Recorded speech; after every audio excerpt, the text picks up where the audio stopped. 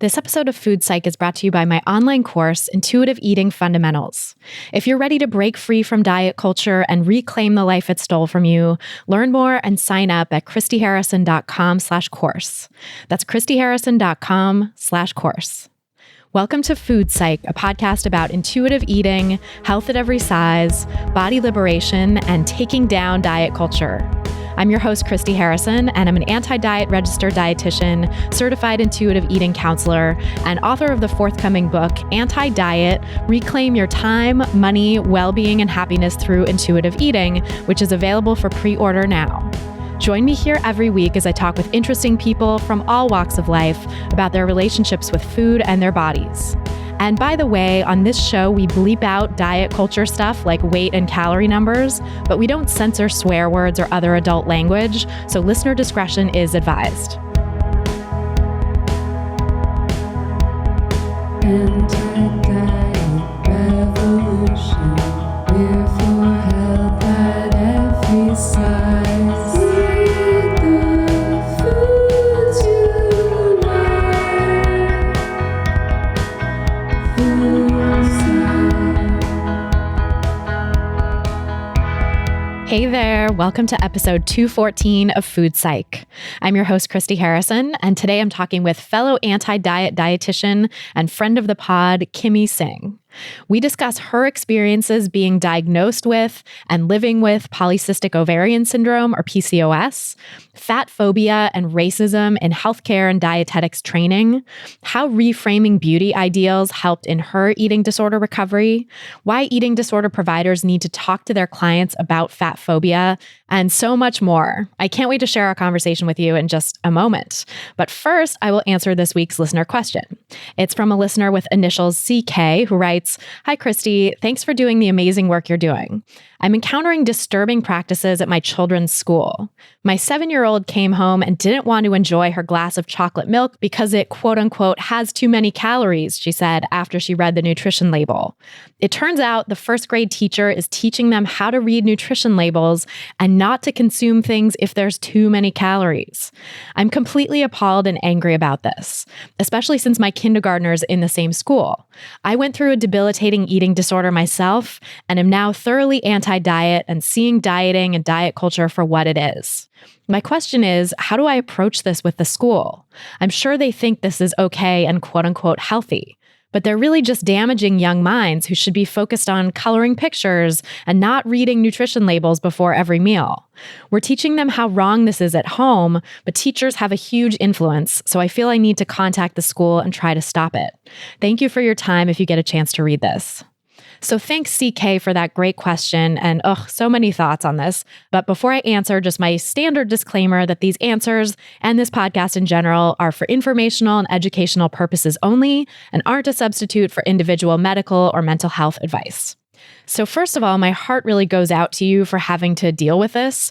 I know how hard it is on parents trying to raise anti-diet kids when our whole culture, everything that surrounds them and surrounds us, is diet culture. And especially having your own eating disorder history, I know how visceral your sense of anger and frustration with this probably is. So I would definitely contact the school and talk with these teachers about the issues with this, the issues with teaching kids about calorie counting and reading nutrition labels. And I think your intuition is spot on that it really is important to contact the school and talk to them about this. So these teachers probably think they're doing the right thing, and they live in diet culture. So I'm sure they believe that calorie counting is good and is going to help these kids, quote unquote, stay healthy, right? So it's important that you share with them that this actually has really negative, unintended consequences that they weren't aware of. Because I think they want to do good. You know, everyone, for the most part, has good intentions, especially educators. And so just alerting them to the fact that this is actually really problematic might be helpful. I think one of the best strategies, if you're up for it, is to share a little bit about your own story of disordered eating and recovery and talk about what you've learned through that process.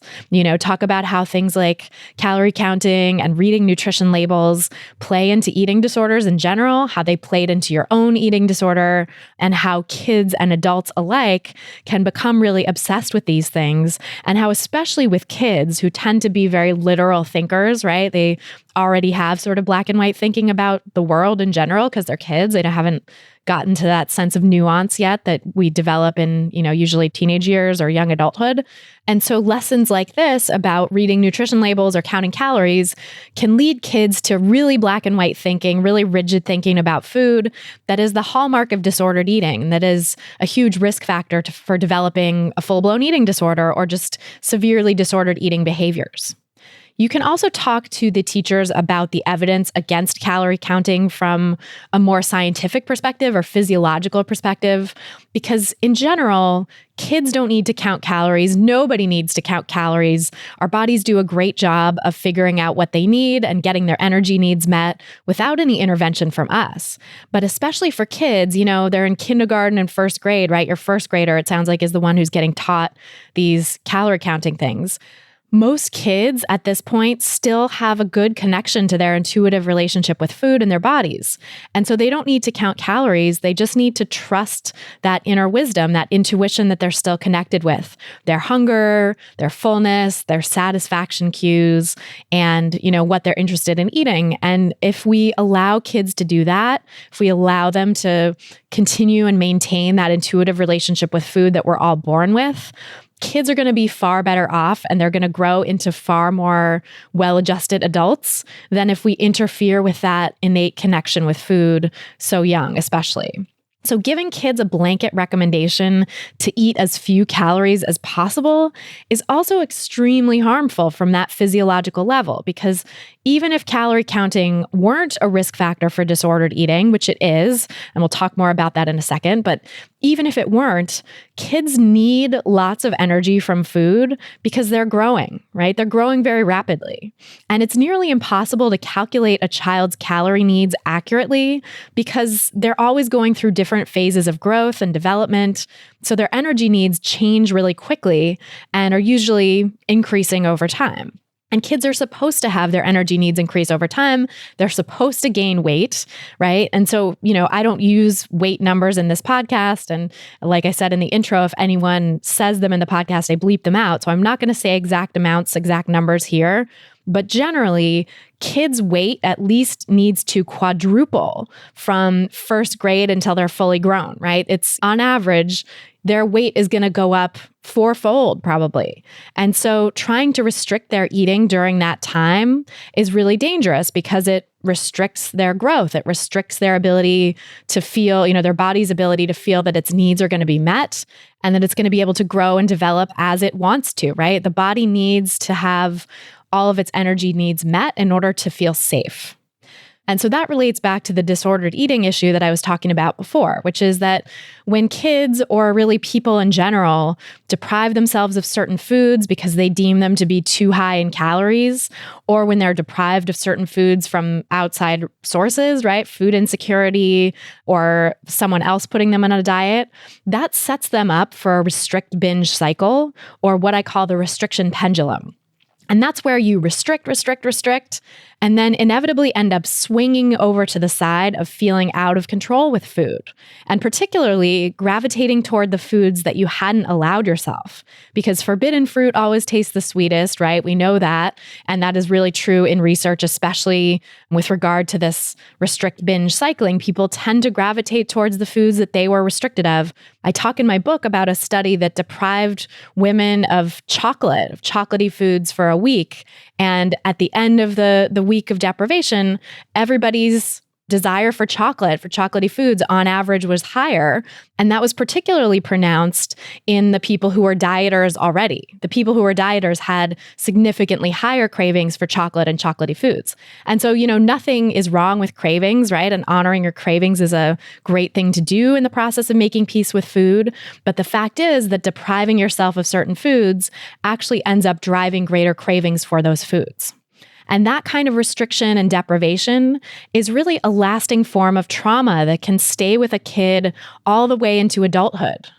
And, at this point, I've had more than 200 guests on this podcast share about their relationships with food growing up, right? That's the first question I ask in every episode. And I'd say most of them had some form of food restriction and or body shaming in childhood that messed up their relationships with food for years, if not decades. And I get letters from people all the time saying the same thing, that something that happened when they were 5, 6, 7, 8 years old kicked off disordered eating that still continues to this day.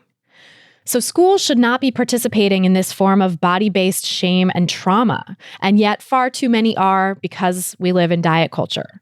Whether it's sending kids home with body mass index report cards, weighing them in front of a room full of their peers, labeling foods as good or bad, healthy or unhealthy, or teaching them to count calories and read nutrition labels like your school is.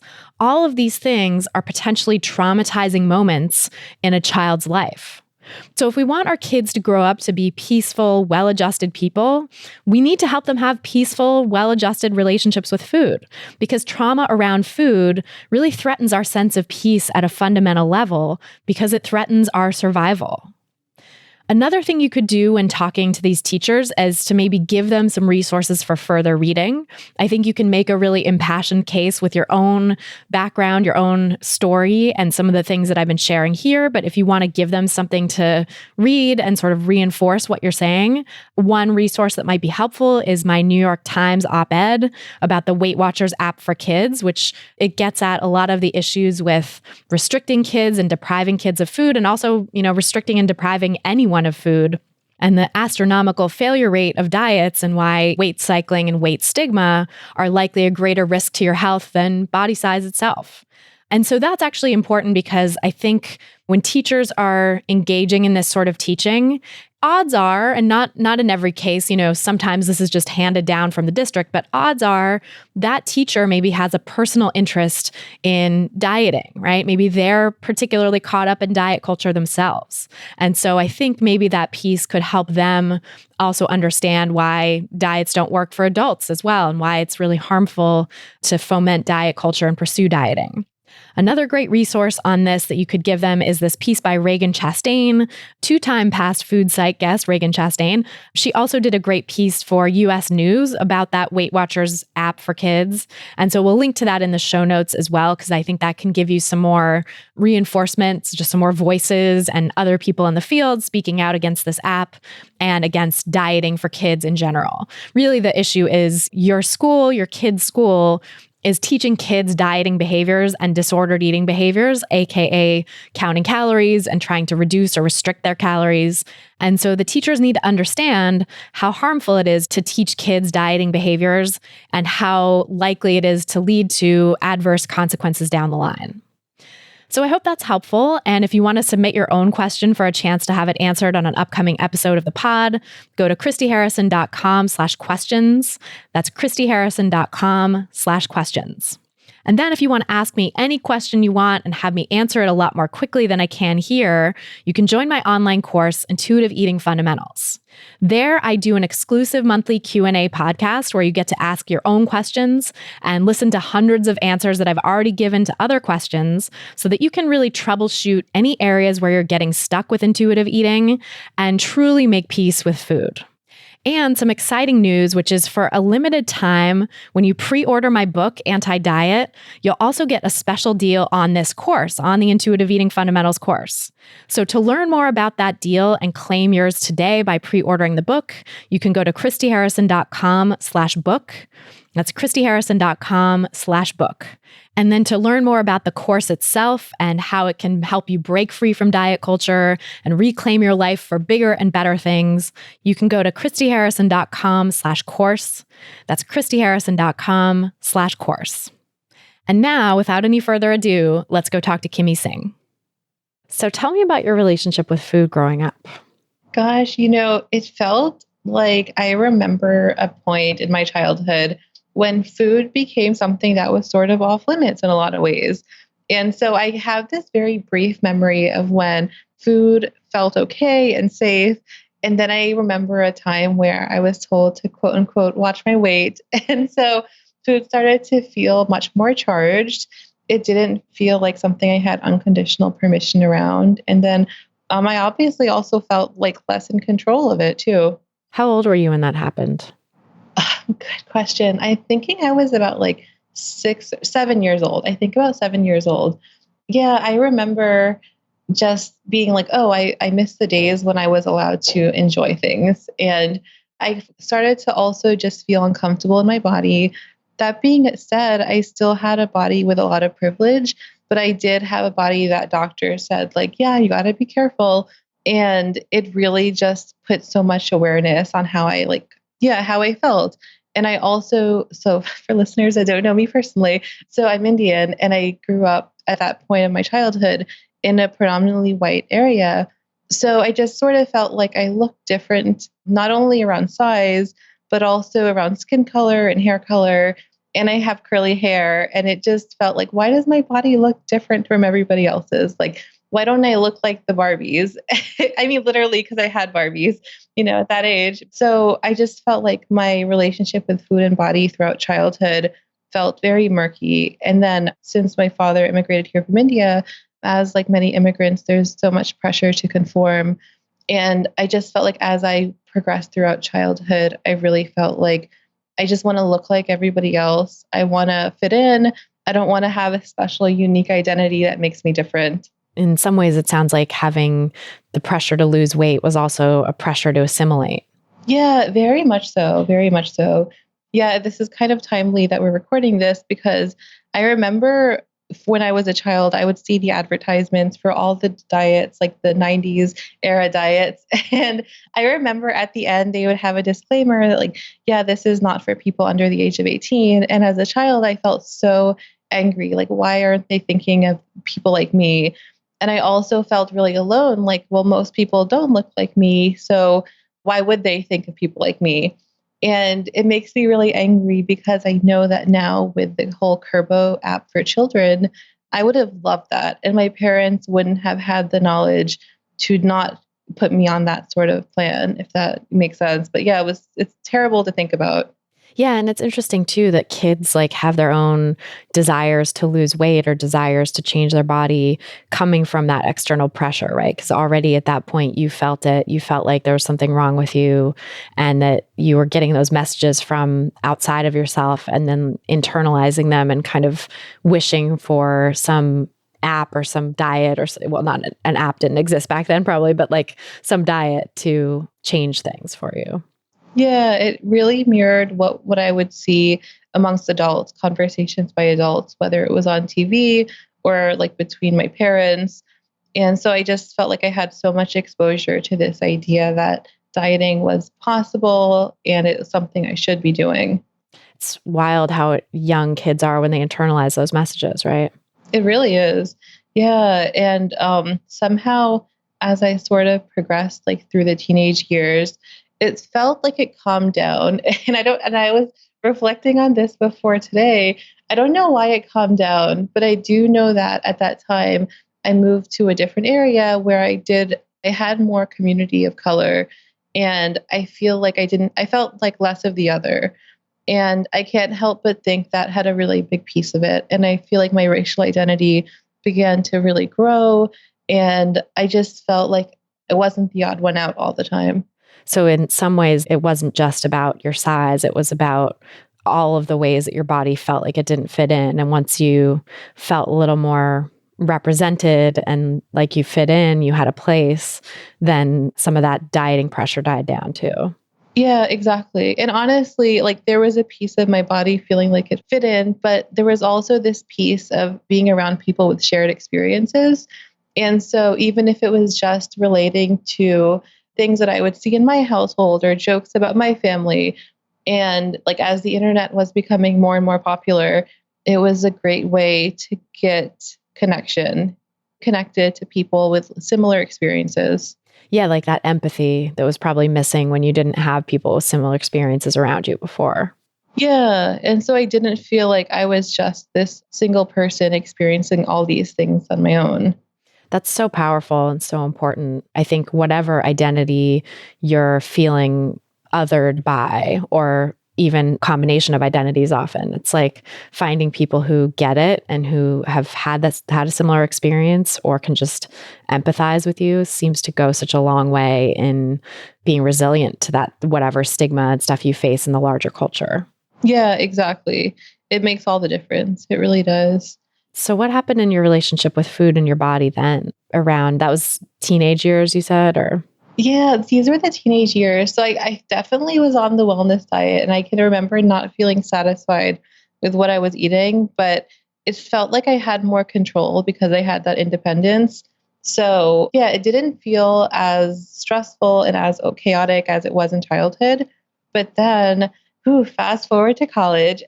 Col- College is that time where it all just kind of came at me. And I think there are a lot of reasons why I felt a lot of pressure to like shrink my body. And like I said, like throughout at this time, I was in a body size that had a lot of thin privilege. And so it still felt like it wasn't enough. And I still felt really uncomfortable in my body. And I always asked myself like how this would have been different if if I didn't have that privilege.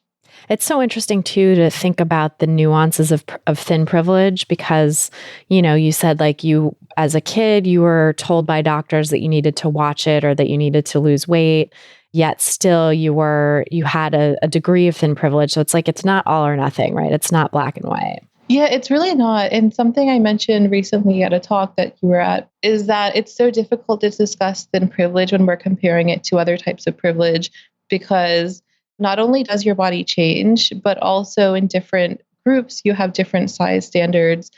And on top of that, like you also have this fear of being fat or knowing what it feels like to quote unquote feel fat. So you can feel uncomfortable in your body, and that doesn't mean that you have a past from having thin privilege. You know what I'm saying? Right. Yeah. Yeah. You can feel, quote unquote, feel fat in the sense of like having these eating disorder beliefs or these internalized diet culture beliefs and fat phobia, making you feel like fat is bad and judging your body for being bigger than some arbitrary standard you have in your head. But that doesn't mean that you actually are bigger than the ridiculous standard our society sets forth for people in terms of like, who gets good medical care at the doctor versus who just gets told to lose weight, who gets one airplane seat and pays for one airplane seat versus who has to pay for two, all of that stuff. Having a sense of yourself as being too big doesn't mean that you actually do experience those levels of stigma in our society. Exactly. And so it's not like you have this systemic oppression, which is such a larger scale. Yeah, it's so different. But when I was kind of in my late teenage years, early college, I just sort of felt like I was hitting this age where I wanted to be thinner. And I do think some of it is cultural because, like, in my community, there is a lot of pressure on how you look before you're like at the marriage age. And I just felt like, okay, I'm approaching this time in my life and my body should be smaller. I need to get serious. Serious. Oh my. Yeah, it's so funny that I associated seriousness with dieting. But yeah, so I just felt like the weight cycling and dieting that I had in the background of like my household and my own life felt like it ran to the forefront. And so I started restricting a lot and dieting a lot and just weight cycling left and right. And yeah, what a time. Oh boy. Yeah. It sounds really chaotic. Yeah, it was really chaotic. Then, in the middle of one of those weight cycles, I was diagnosed with PCOS. And that really, it's interesting because it didn't really change things because at the time I was diagnosed with PCOS, my doctor just said, like, yeah, I think you have PCOS. You might have trouble conceiving. I'll get the nurse to give you a pamphlet. And that was it. The nurse gave me a pamphlet, no explanation. And it felt very confusing because I mean, at that point I was 19. I wasn't really interested in conceiving at that point at all. I knew that one day I wanted to, but a lot of the symptoms in the pamphlet, it just didn't feel like I was experiencing. So I was kind of questioning, do I even have this diagnosis? And I was kind of running through all the symptoms. And when weight gain was listed, I think that was the one that felt most alarming because it felt like the most scary because of my own internalized fat phobia. But because where I was at that place, I was restricting. I was in that part of my weight cycling pattern. I was restricting. So I thought, oh no, that doesn't apply to me. So yeah, it's funny how that happened. What made them think you had PCOS? Like what made the doctors give you that diagnosis? Gosh, I don't know at that time. I know that we were just sort of talking and it could have been like about facial hair. And I know that they did some blood work after and they called me and just to confirm then. But Yeah, I guess the doctor seemed pretty sure when she told me. Wow. So she kind of was just like diagnosing you based on little evidence, but then it turned out it was confirmed afterwards. Exactly, exactly. And I do think that if at that time I was in a larger body, I probably would have heard more from her. I do think so. Not necessarily about PCOS care, but just kind of some of the guilt trips that are given to people with PCOS. Totally. And so we've covered PCOS on the podcast before, but just for anyone who's new and coming to this for the first time, do you want to give a little rundown of like what that stands for and what it is, what the diagnosis means? So, Polycystic Ovarian Syndrome, also known as PCOS, is a disorder, and sometimes people do have cysts on their ovaries. Sometimes they have irregular periods. Sometimes they have elevated testosterone. So, you kind of have to have two out of those three to be diagnosed. And there are also some other symptoms, kind of just around body and metabolism. And I think when I think back to my own diagnosis, what makes me the most frustrated is that I wasn't told that PCOS also affects mood, that PCOS also affects energy levels and sleep and your relationship with food and body. And that's one thing where the conception piece was definitely mentioned to me. And I think that goes to show how society does like put so much value on being able to like, I don't know, like this idea of cis women like being able to reproduce, like this old school idea. And it seems very patriarchal to me that that's the only thing that's usually mentioned, as if our worth and kind of our value around mood and these other things are not important. I don't know if that makes sense, but yeah. Oh my God, totally. That is such a great point because it really prioritizes this one aspect of your body and your identity, which I mean is super complicated for so many people, you know, especially like trans people who have PCOS or non-binary people who have PCOS or just cis women who don't want to conceive or ambivalent about it or have, you know, strong desires for it and are feeling terrible when they hear that they might not be able to. And so it's just like, oh, it's the fact that that is sort of foregrounded with a PCOS diagnosis makes me so upset because it just, I think it hurts so many people. And yeah, just dismisses all these other aspects of the disorder that might be more germane to like someone's everyday existence and functioning in the world, like the mood stuff or other hormonal issues that might just affect your day-to-day life or cause symptoms, cause pain, not just about reproduction. Yes, exactly. And so many of these other symptoms, people think it's almost like the idea that they're the only ones experiencing that once again. And yeah, like it's so eye-opening to me when I see symptoms amongst my clients with PCOS and how each one of them feels so alone. And when I tell them, no, this is actually a really common part of having PCOS, it's this moment of validation and this time that they've been questioning their body when they felt this experience.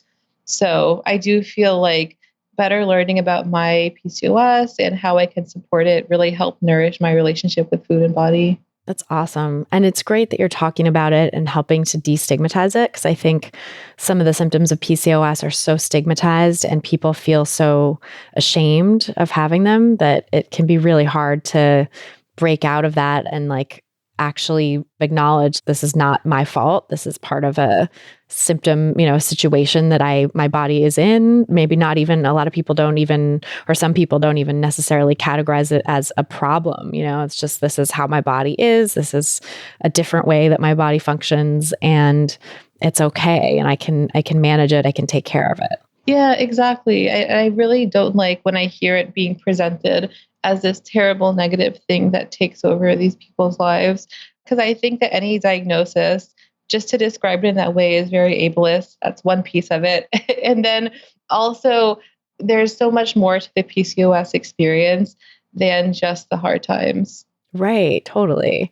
And yeah, just sort of distilling it down to those hard times or to like, well, your life's going to be tough is really, really ableist, like you said, and also just sort of dismisses people's ability to function and be resilient and work with different conditions. Yeah, I couldn't agree more.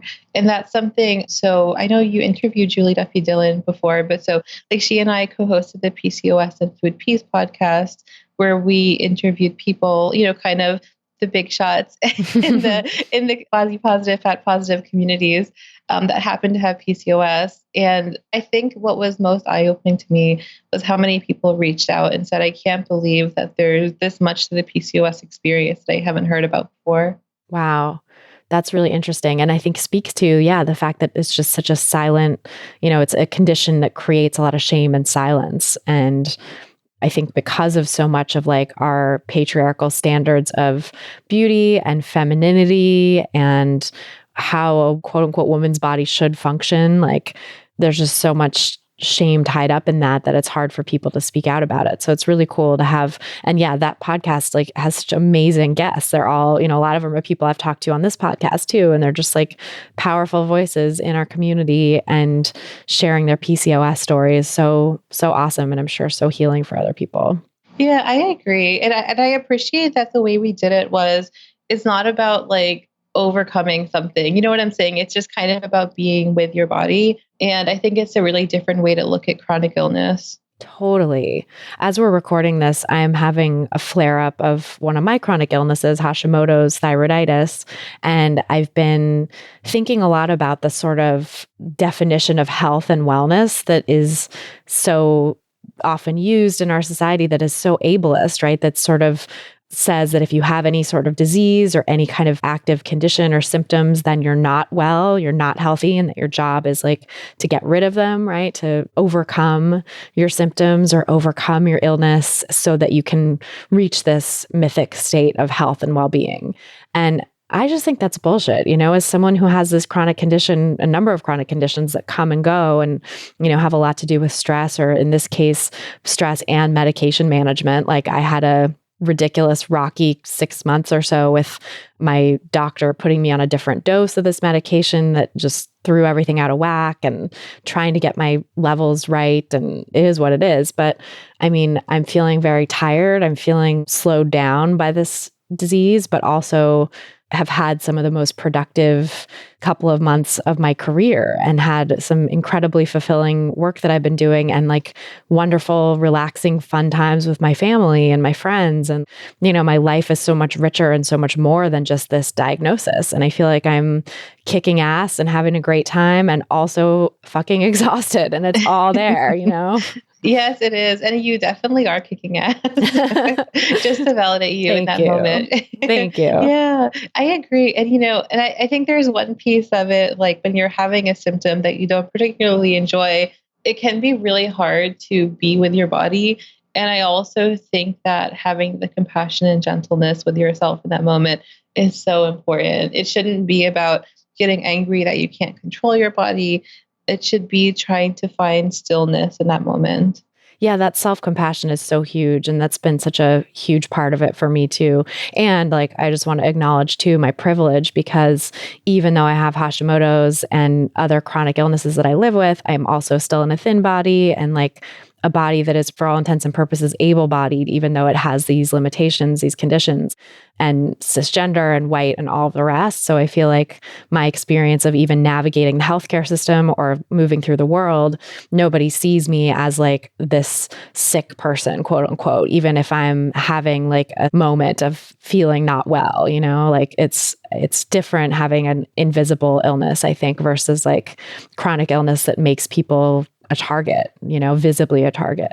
Oh, yeah, I couldn't agree more. And I guess just to acknowledge my privilege here, specifically as it relates to PCOS, I think that a lot of times trans people that have PCOS are really left out of the conversation. And there are so many issues with that. But I think one of the most harmful things is it kind of tells them that their experience isn't valid and they don't have a place in the PCOS communities online. And so like, as I have found like more research that says there's a really high prevalence of folks that are trans who have PCOS, it really bothers me that there's not more resources. And so I guess like for any providers or people with PCOS that are listening, I'd recommend them to stop saying women with PCOS, because it is really exclusive to people that are not women. Yep, totally. People who are not women can have ovaries and PCOS and get pregnant or try to get pregnant, or, or have periods, like all of these different things. And those things are not just limited to women. I love like this phrase like, people with periods or people with PCOS, just to sort of validate like that everybody's included. Yeah, exactly. I'm hoping that the way we try to manage PCOS will just, I guess I'm hoping it'll step away from let's try to promote femininity, this feminine appearance as we understand it, because that's not going to be everybody's goal, and that's okay. And you know what I'm saying? It's right now, I feel like that's a big part of the PCOS dialogues that I see like online and whatnot. Right. It's like, how can we like remove facial hair or get rid of, like anything else that seems like unfeminine, quote unquote, rather than, and, that obviously is everybody's has their individual journey with that stuff and their own gender expression that they feel comfortable with. But like, I feel like so much of it is just handed down from patriarchy, and people haven't really had a chance to explore all of the ways that like they might relate to PCOS symptoms that have nothing to do with the gender binary or like gendered ideas about beauty and stuff. Exactly. What was your journey with that stuff like? Did you, when you first were diagnosed, did you have sort of a reaction to it from a sense of like wanting to fit in with patriarchal standards of beauty and fix or manage PCOS symptoms that were outside of that? Or Yeah, great question. So at that time, I was someone who did not have a lot of social awareness, and I'm very comfortable intentionally mentioning this because I think it's just sort of a testament that people can grow. And so at that time, I didn't have the depth to really analyze it in that way. Aside from that, I was really questioning the validity of my diagnosis because I felt like there were a lot of symptoms that I was not experiencing. And also like I had facial hair, but I'm also, like I said, I'm Indian, and it's fairly common. So I just didn't know how seriously to take it. But then kind of fast forward to, gosh, I think it was just 7 or 8 months after my diagnosis, my body started changing. I started to gain weight in such a way that I was losing my thin privilege really quickly. And so I put it that way really intentionally because a lot of times when people describe a sudden weight gain, they describe it as this terrible thing, this big tragedy. And I don't think it was a big tragedy, but I think it was not cool that I had to experience fat phobia all of a sudden. And that was the tragedy. The fat phobia still is the tragedy. So after my body started changing, I just also noticed that my PCOS symptoms were changing. And that's when I was like, oh gosh, this is probably a real thing that I really have. And so let me get this checked out. And so when I went to the doctor, the same doctor for the first time since having that major like weight change within a short amount of time, the doctor was livid. When I say livid, like yelling, yelling at the top of her lungs, and recommended weight loss surgery, didn't ask any questions about what was going on. Like, meanwhile, I was really not in a great place in my relationship with food. And I also kind of came from this mindset, like before this happened, I was somebody that really put my value in how beautiful I felt I was to the world. And so it wasn't about who I was as a person. It really was about what I was putting out there. And so when my body started changing and I didn't see that as beautiful, it made it really difficult to feel connected to myself. So there was a lot going on in that moment. it sounds like you were going through a lot in your relationship with food and your body, which I would love to like hear more about too, sort of what was happening for you in that. But then your doctor just completely negated all of that by yelling at you for the size of your body. And it was like nothing you were going through as a human being mattered in that moment. Yeah, exactly. It felt like I didn't realize that I was struggling with my relationship with food and body. It just felt like I needed to restrict. I had to get quote unquote serious again. And yeah, it just felt like I was doing something wrong and I couldn't control it as my body was changing. So it felt like it was spiraling and I didn't understand why I couldn't restrict enough.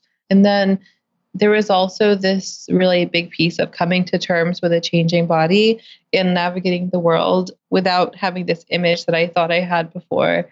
And honestly, like in hindsight, it was a great thing that I don't know, it's not like a great thing that I was sad, but I think it's great that I was able to eventually find liberation because living your life around how other people perceive you, especially as it relates to beauty, that's not a way to live. Soon after that, I started eating disorder recovery. And this was right after college, after I finished studying physics. And it felt really eye-opening because I spent so much of my life learning about diets and ways to restrict and all different approaches to food that were rooted in weight loss. And I didn't realize that there was this whole other world of intuitive eating. And it felt like I was really at a rock bottom when it came to dieting. What made you realize you were at the rock bottom? What was it that pushed you to get help? It didn't make sense that this cycle kept on happening. I felt like I was losing control, but I was also maxing out how much I can restrict, just I guess physically. And so something didn't add up. And that's when I was like, okay, I think I need a little more support here. And I would never have guessed that I had an eating disorder. I was definitely of the mindset that I'm in a fat body, or I didn't use the word fat, but I'm in a larger body. So there's no amount of restriction that's off limits. Right. So you thought like you should be able to restrict in an unlimited way. Yeah. And so my doctor yelling at me, although that wasn't great, I didn't think it was a big deal because I thought, yeah, like that's in line with how things should be right now. Oh my God. That's so sad. And just to think like how traumatizing that is for people to be yelled at by their doctor, which again, if you're really in it, you probably don't recognize it as trauma or as fat phobia and weight stigma, which it is. But like that seems like par for the course, I think, for a lot of people. But also that's why so many people in larger bodies avoid going to the doctor because they don't want to have an experience like that. And for good reason. But then, people end up worse off in terms of their health when they avoid going to the doctor because they have conditions that go on longer than they need to. And then they end up with worse health conditions overall, which is one of the ways in which weight stigma contributes to worse health for people in larger bodies, which is like completely avoidable if we didn't have fat phobia in our medical system the way we do. Yes, exactly. I couldn't agree more. So it sounds like you were seeking out, were you like looking for an eating disorder specialist or were you looking for like someone to help me diet, like someone to help me fix the problem that is my body? Yeah, so I knew I had a deeper issue, but I didn't know it was an eating disorder. So I was looking for like mental health support around this. And so that's when I was diagnosed and I started formal treatment. And I think as for most people, especially those with marginalized bodies, eating disorder recovery was challenging. And there were a lot of times where I felt like the other again, kind of back to like in an earlier part of my life where my experiences weren't shared with those around me or the providers I had. Yeah. What was that like? It was really difficult. I remember one example in particular of me having this place of discussing body image with one of my providers. And at that time, it was really hard for me to kind of speak up and bring something to my provider's attention that they may have been unaware of. And I remember I said to my provider, I just don't think you understand some of the issues around body image, like as it relates to what goes on in Indian culture. And I remember like my provider, this thin white woman, like kind of putting her like chin up and shoulders back and said, that hasn't been my observation of your culture. What? Yeah. Oh. And I felt so shut down because it's like when I tell you, Christy, I know I didn't say a big thing, but it was so hard for me. It was so hard for me to say that small thing. Oh, yeah. So there were just parts of me that I felt I had to leave at the door when it came to that stage of my recovery. And it really hindered my progress, like until I found a team that was affirming to like all of me. And I think that when things did start to turn around, one of the really important pieces was like reframing the way I put value in this idea of beauty. Tell me more about that. What brought you to start reframing your idea of beauty? I don't know how this came to me. I don't know if I heard it on a podcast. I'm not remembering it. If you mentioned it, let me know. But I just felt like when I walk into a room, like, what do I want to add to that room? Like, I'm not an ornament. I'm not a decoration. This idea of visual beauty is not something I want to place value in. And if I'm defining my worth by how far I can put myself in this idea of beauty, then I'm really limiting so much of myself. I have so much more to contribute than that at any way, shape, or size. That reminds me of Beauty Redefined and their whole philosophy of like your body is an instrument, not an ornament. I think that's a quote from them. Just that you're not here to use your body as decoration. Like, yeah, we can, dress it up and express yourself and whatever. And that's all cool, but it's not about that. Like that's not your be all end all in life. You're here to do other things and to participate in life in so many other ways, and every way that you want to show up and like the way you look has so little to do with that. Exactly. And if you just kind of think of every single person out there, everybody has so much to give this world. I mean, truly, everybody does. I'm a big believer in just everybody having a lot of potential and we're all trying our best. But I wouldn't want anybody to feel like they're limiting themselves to just wanting to be putting their value in how beautiful they are or how they see it. Totally. I mean, I talk a lot about diet culture as the life thief, that it steals your time, your money, your well-being, your happiness, your mental energy, just like your ability to be present on this planet and engage in the things you want to engage in. And I see that so much in your story and what you're saying about like how you just put all your emphasis on beauty and how you appeared to the world. It's like all these other aspects of your life were getting stolen. Yeah, I really couldn't agree more. When I think back to that time, I wasn't there with myself. And I wish I could go back and kind of give myself a hug and say, like, you're allowed to be who you are. You don't have to worry about these little things anymore.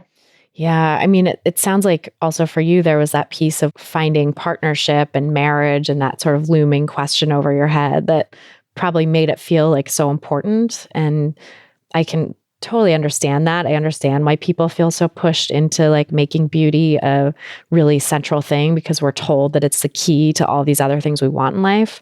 But it's awesome and amazing that you were able to get past that and get to a place where like you do ultimately have love and partnership in your life, but it's not with the prerequisites that you were told it would be.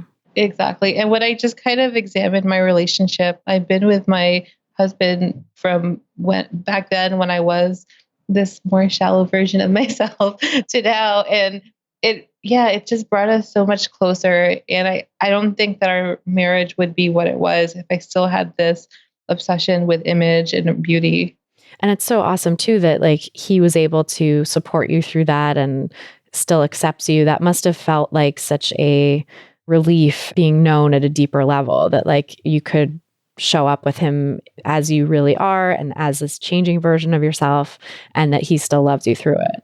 Yeah, exactly. I do feel like we grew together around this, and the challenges around learning all of this and recovery, and we really grew together around it, thankfully. Yeah, and that doesn't always happen, right? Like there's definitely probably some folks out there listening who've had partners get upset with them or drift away or have challenges in their relationships that were not surmountable when their bodies changed or when they decided to pursue recovery and their partners were still stuck in disorder, AKA the keto diet or whatever they were doing, AKA Yeah. like the flavor of the month diet, but, a disordered relationship with food in their body.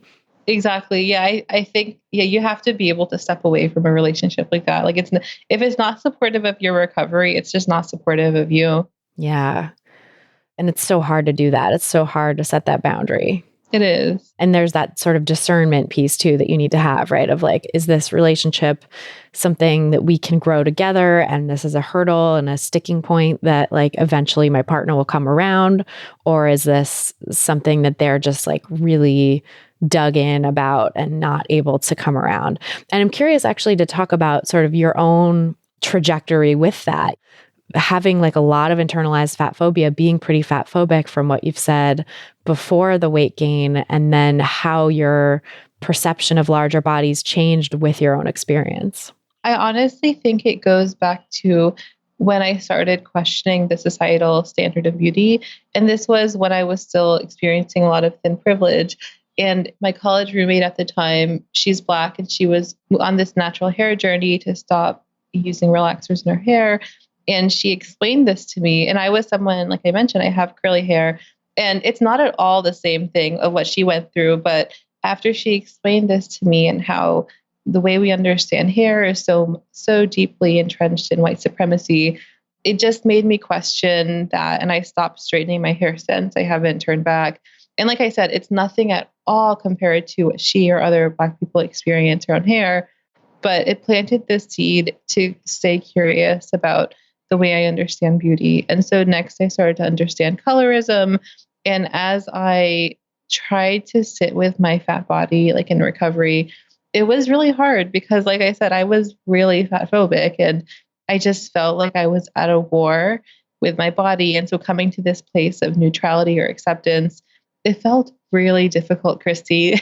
It was so difficult.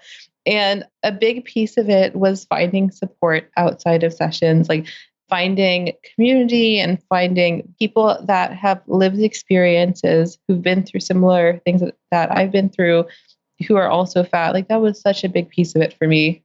Yeah. And it sounds like your eating disorder treatment community, at least at first, was really not that space. Like there wasn't a lot of affirming of fatness and fat bodies. Exactly. Yeah. And so from there, it felt kind of gradual. But I would say that when I started redefining the way I valued beauty, that's when it took a big turn. That's huge. And I think that that probably speaks to a lot of folks listening who are in that boat, who are like trying to recover, but also have beauty as a value that's been really guiding them for a lot of their life, sort of starting to question that value and just question what you've been told about beauty is so important. It really is. And it, like, I'm sure, I know you agree, but, and I know that fat bodies are beautiful. Like there's no question there. I'm just less concerned with trying to make sure I fit inside of whatever people are defining as beautiful. Yeah, like having your own definition of beauty or having beauty not even be that big of a defining factor for you. Yeah, exactly. And so, yeah, I'm curious like where your journey to become an RD kind of ties in with all of this stuff. So it fits in there somewhere. So after I learned about intuitive eating, like I mentioned, I was just really surprised that I haven't heard about it sooner. So that's when I decided I really would love to support people on this. And I appreciated the science component of becoming a dietitian. Yeah, it just felt like it would be the right path for me. So I decided in my fat body that it's okay to be a dietitian. and I started, I have my master's in nutrition. I always tell people like it was definitely a rocky journey, but I did feel very supported towards the end of my master's program.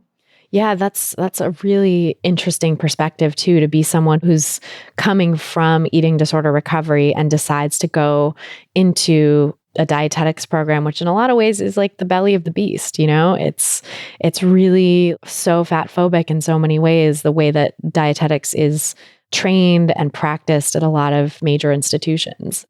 But it sounds like you benefited from dietitians in treatment who were showing you a different model of what a dietitian could be. Yeah, exactly. I felt supported beforehand. And then as I started studying, it just started to come together more. And I felt like I could be more vocal with certain professors, and then they were supportive. And fast forward to today, like the program director at that school, she includes weight stigma in her, like to make sure that all the dietetic students get exposure to a weight stigma lecture. And then the dietetic internship at the University of North Carolina, Greensboro, where I got my master's.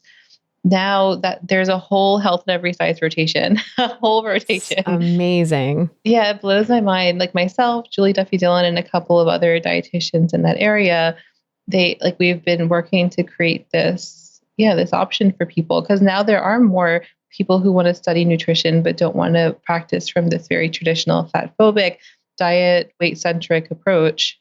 Yeah, that's a lot of people who write into me, who are listeners to the podcast, honestly. It's like dietitians to be who are like, I really want to do this. I want to become a dietitian so I can do what you do, be like an anti-diet dietitian. But how do I get there without having the training and like knowing that I have to go into this triggering environment?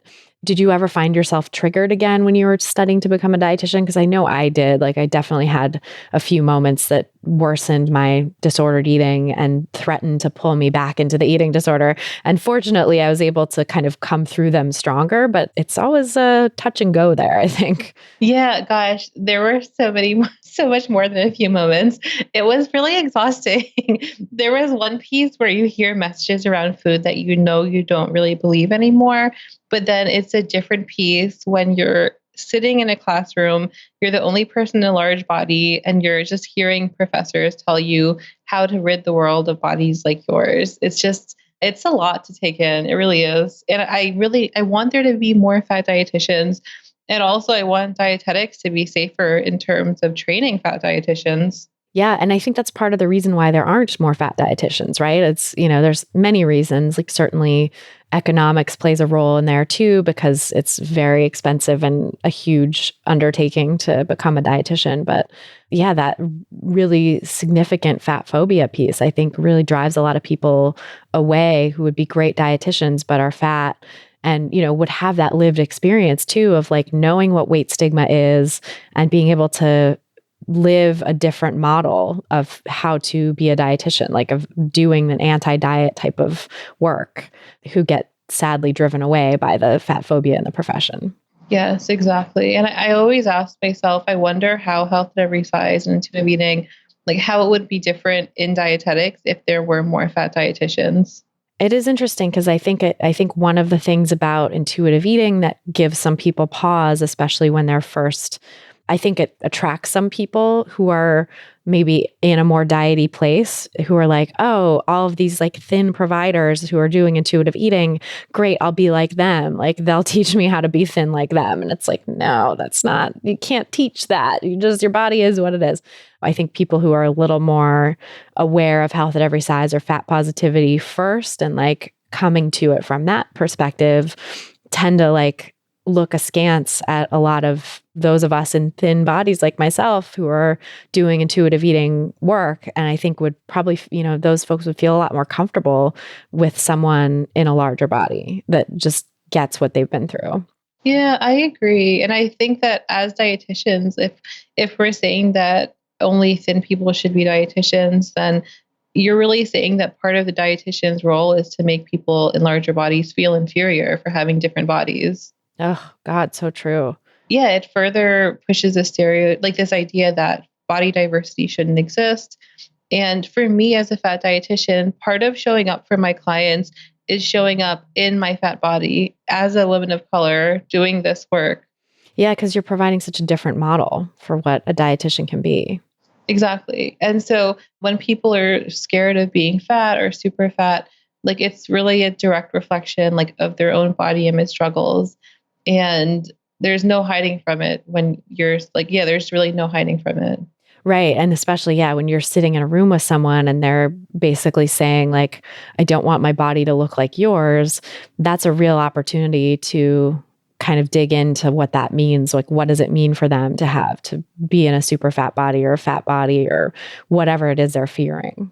Exactly. Exactly. I think that there are a lot of people that navigate through this world without being very close to someone who's fat or super fat. And so if I have a client who's been avoiding these bodies, and then I'm the one that's their dietitian that's really nourishing the relationship with food and body, it really adds a whole layer of something that they haven't seen before. Yeah, you can actually be like almost an ambassador into the world of like, hey, look, people in fat bodies can do things in the world and can be really awesome. Exactly. And for someone that's fat, it's like, hey, look, I'm not afraid of your body. If it's someone that's thin, hey, look, I'm not afraid of your changing body if that's happening. Right. What's been your experience of life as a fat dietitian? Like now that you're out in the world doing this work and through the god awful like obstacle course that is the process of becoming a dietitian, how do you feel like you're showing up and navigating all of these sort of different pressures? I love it. It feels very liberating. I really enjoy telling people I'm a dietitian and watching them look a little confused and saying, haha, I know why you're confused, but I'm here and I'm fat. And so I really enjoy it for a lot of reasons. I think that one of my favorite parts is modeling, just being in a larger body is okay. I've had clients tell me like, you're the first healthcare provider that I've had whose body looks like mine. And it's a really emotional process for them. Yeah, that is powerful. Yeah, I think there are a lot of things that come up. And it can be really complicated for some people who might be scared of fat bodies. And so if somebody is nervous about having a fat dietitian, but they want to learn more about this work, okay, so you don't think I'm the best person for you, whoever you see, I hope that they recognize this fat phobia that you're struggling with, because I'm sure it's affecting your own growth in this area. Yeah. And like you being a fat dietitian and encountering people with the fat phobia they bring into the room, like has got to help, that it's almost like a superpower in a way of like drawing out the fat phobia and helping people deal with it. Yeah. And there's so much there. And I think it's really hitting it head on. Right. And I think it's easier I know for me, when I first was starting out doing this work where, like we've talked about a lot on the podcast, where there's the fence straddling moment where you're like doing health at every size with some people, but like still trying to have one foot in the weight loss camp or in the like, I won't let you get fat and eating disorder recovery camp. I remember feeling very trepidatious about starting to like bring health at every size into that work, especially the work that I was doing with like restrictive eating disorder clients, like people who were so fat phobic that they starved themselves basically because they abhorred the idea of fatness that much that, they were sort of that far along on the fat phobia spectrum. Like, I think especially with those clients, I really had a lot of fear around speaking up about health at every size and bringing that into the conversation. So even though I was using health at every size principles in working with them, the actual addressing the fat phobia head on didn't happen until later, until I was like more rooted in this work. And I share a story in my book actually about this, like the first client that I ever opened up about health at every size to, who was a restrictive eating disorder client, and my kind of hesitancy to do that in the first place. But then I just kind of like blurted it out in a session one day, and it was like this light bulb went off for her and actually really furthered her recovery. So it's kind of amazing what addressing fat phobia head on will do, even though we're all, I think, even providers are sort of inculcated by diet culture to be afraid of bringing it up. Exactly. And if you're afraid to bring it up, you don't bring it up. You're really setting your client up for relapse in some ways. I mean, hopefully that's not the case, but by discussing body diversity and health at every size with them, you're preparing them for a lifetime with a body that's likely to change because we're human. Yeah. And so, you're sort of inoculating them against hopefully future relapses, or at least giving them some of the tools to deal with them or deal with the struggles that are going to come up. Yeah, exactly. And I think that your example of how nervous you were around bringing it up and you went there and it was this great moment. Oh my gosh, that's the case with so many of my clients with the difficult topics, or even in my own personal therapy. Like, those difficult topics can be the ones that when you really go there, you lean in, the most rewarding outcomes are at the other side. Yeah. It's just like getting over that hurdle of the societally entrenched beliefs about how we're not supposed to talk about these things. Exactly. And I love, so like I've seen you do a talk about weight stigma. You just did at the WIND conference, so Weight Inclusive Nutrition and Dietetics conference, and have given a similar talk at other venues. And it's usually audiences of healthcare providers in that setting. And like, I feel like that is such an important talk to be had, and for you to stand up there and model talking about weight stigma in a fat body, I think is a great example of like how to have those difficult conversations. And also it's forcing people to have that difficult conversation with you in their own mind anyway, as they're hearing you speak and watching you and sort of like internalizing these ideas about weight stigma or grappling with them themselves. Yeah, I agree. I do. And I think a lot of times healthcare providers are only accustomed to being exposed to fat bodies as their clients or their patients. And so having that different relationship can really shift things. Yeah, I think forcing people to have some collegial professional respect for somebody in a fat body probably like blows some people's minds at first. Yeah. Just like we know from the research that there's so much internalized fat phobia among healthcare providers. We see it in doctors. We see it in like these horrible statements that doctors and medical students make about people in larger bodies. We see this with dietitians and the rampant rates of eating disorders and orthorexia that happen in dietitians, and the fat phobic statements that dietitians make. And, just all across the board, every profession has these fat phobic beliefs really instilled in them. Yeah, it's terrible. It's really terrible. And I'm starting to feel like talking to the healthcare providers and, training the healthcare providers is going to be one really key front in this movement, in this like war to end diet culture and fat phobia, because healthcare providers are such a source of shame and of keeping people stuck, like you were talking about with the eating disorder treatment team that you saw, or the doctor who yelled at you. It's like, of course, people are suffering, and of course, people are diseases or conditions that people develop when they're in a larger body get blamed on the size, instead of people like considering at least, oh, maybe if I didn't yell at my client and cause them stress, they would have a better healthcare experience, or they would have a better health experience overall, because they're not being constantly stigmatized by me and everyone else in society. Yeah, definitely. It seems like common sense when we're discussing it. And so it just really boggles my mind that some people still think it's acceptable. It's wild. I mean, even doctors, like my New York Times op-eds over the summer, like some people who were responding to them just willfully ignored everything that I said about the science on weight stigma. And we're like, what about this X pound patient who comes into my office and, needs to lose weight? Am I supposed to just tell them to give up? And it's like, I get it. I can empathize with like feeling frustrated. And also, you're not really listening. You're not really listening to what I and all these different people in the health at every size field are saying about the problem with weight stigma. That's what it sounds like. And I think sometimes their fat phobia is so loud that it kind of turns down the volume of the facts, like the research on this topic. So true. Yeah. It just kind of drowns out everything else that people can be saying. Exactly. Because it's not like the research is up to debate. Funny enough, even though you were asked to debate on it. I know. Oh my God. Yeah. It's not like the research is really up to debate. Like, we know that shaming people is not helpful for their health. Right, that part. And I think it's always interesting to see diet culture denizens like twist themselves into pretzels to try to explain how they're anti-weight stigma, but they're still, quote unquote, helping people with weight management. It's like, okay, so you get that weight stigma is bad. You say you're on the same side with regard to that. And yet you're doing this thing that is actively stigmatizing people for their size. So tell me again how you're not doing weight stigma. Like, it just doesn't add up.